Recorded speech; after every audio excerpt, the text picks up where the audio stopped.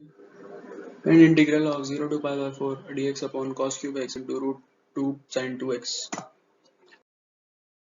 Okay, this 2 sin 2x can be written as 2 under root tan x, which can be further written as 0 to pi by 4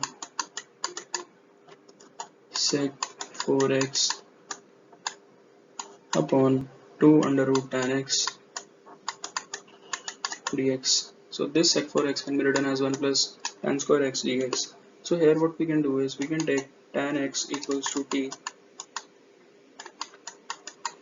So sec square x dx becomes dt. Now for pi by 4 t is 1 and for 0 t is 0.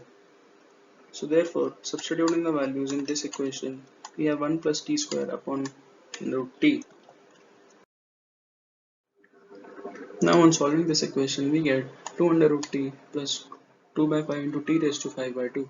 Now putting the values of integral in this equation we get half into 2 plus 2 by 5, which on solving will give us 6 by 5.